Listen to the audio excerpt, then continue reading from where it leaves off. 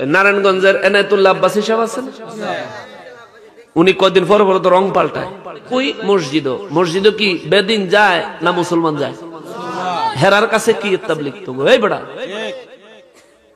আসসালামু আলাইকুম ওয়া রাহমাতুল্লাহি ওয়া বারাকাতুহু। দর্শক শ্রোতা, আশা করি সবাই ভালো আছেন।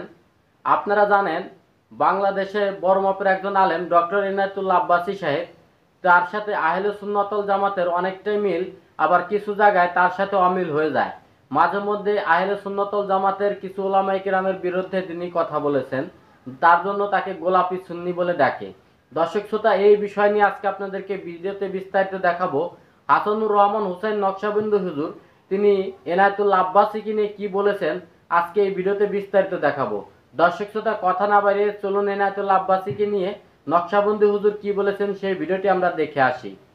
নারায়ণগঞ্জের এনায়েতুল্লাহ আব্বাসী সাহেব আছেন, উনি কদিন পর পর তো রং পাল্টায়। যেটা ভালো করছে ওটা ভালো বলতে হবে। আমি কথা বলি, যেটা ভালো করছে এটা ভালো বলতে হবে।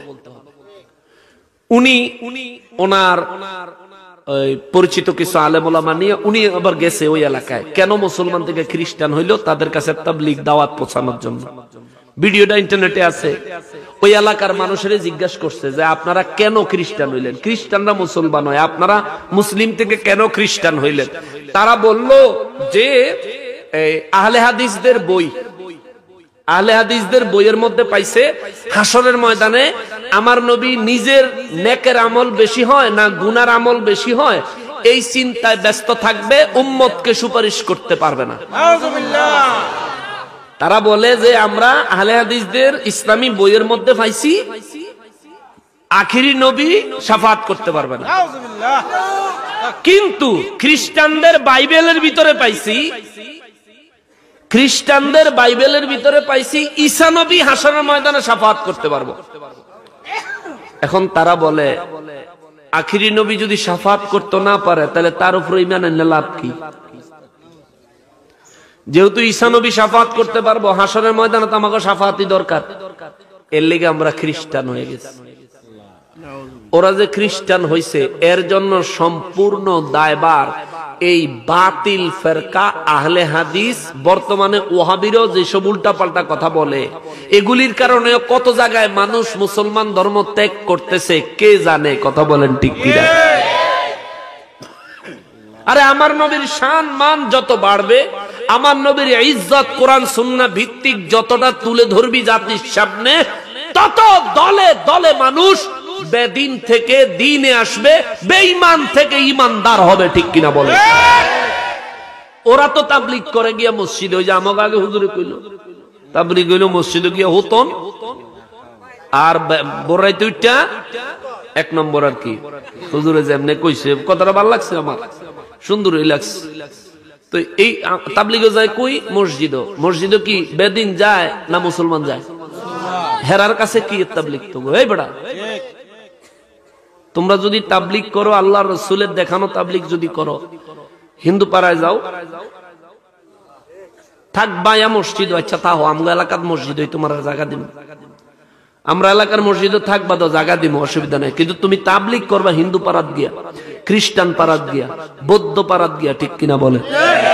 এগরে গিয়া দিনের দাওয়াত দিবি, 2-4 দিন কিল খাইবি, কিল খাইয়া হেনতে যদি বাচ্চা আইস তাইলে আমরা তোর সেবা করবো, আর যদি মইরা যাস তোর আমরা দাফন কাফন করবো। ঠিক কিনা? তাইলে শোনা তুই পাক্কা তাবলীগ গেল, তুই কস করস তাবলীগ, কিন্তু তোর কাম হইল তালিম, তোর মুখে এক, অন্তরে আরেক, কাজে কর্মে আরেক। রে তোর গায়ের তো মুনাফিকের গন্ধ আসে। আমার দেশের সাধারণ মুসলমান গুলো তারা বলবে হুজুর আমরা তাবলীগে যাই, আমাদেরকে হিট করে কথা বললেন না। ভাই আপনাকে হিট করে না, আপনি তো বুঝেন না, আপনারা যেমনি বুঝাইছে গেছেন গা, কিন্তু আপনারও ভালো মন্দ বোঝা উচিত ছিল। বাজারে মাছ কিনতে গেলে আঙ্গুল দিয়া টিপ্পা টিপ্পা দেখেন নরম হয়েছে নি। মাছ কিনানোর সময় ভালো আর মন্দ বুঝেন, চাউল কেনার সময় ভালো মন্দ বুঝেন, বাজারে অন্যান্য সদাই কেনার সময় ভালো মন্দ বুঝেন। নবীর ক্ষেত্রে আইলে, ইসলামের ক্ষেত্রে আইলে আপনি ভালো মন্দ বুঝেন না। আরেকজনে কইলো হেমনে ছুটলেন। আপনার বাপের নিজের চোখে দেখছেন কেমনে ইসলাম পালন করে, আপনার দাদারে নিজের চোখে দেখছেন কেমনে ইসলাম পালন করে। আল্লাহর ওলিরা এই দেশে যখন গাড়ি ঘোড়ার যানবাহনের রাস্তা সঠিক ভালো ছিল না, তখন আল্লাহর ওলিরা পালকি দিয়ে আইসা আইসা এই দেশে যখন ইসলামের দাওয়াত মানুষকে দিত, আপনারা নিজের চোখে দেখছেন আল্লাহর ওলিরা কোন দাওয়াত কেমনে দিত, কোন আমলের কথা বলতো। আর আপনি নতুন মুসলমান হইছেন, নাবির নিচেতে হাত উড়াইতে উড়াইতে বুহের উপরে উড়াইছেন। মাঝখান দিয়া ছিল ফ্যাটের মধ্যে, নাবির উপরে বুহের নিচে হাফ লেডিস, অহন পুরা বুহের উপরে উড়াইয়া ফুল লেডিস। পাও সেগাইয়া 3 ধরনের জায়গা লই আপনি নামাজও খারান। হ্যাঁ, একটা জিজ্ঞাসি বলে এমনে কা কয় না, যদি একজনের ফায়ার লাগায় একজনের ফাও না লাগায় তাইলে ফাঁকে দিয়া শয়তান ঢুকে।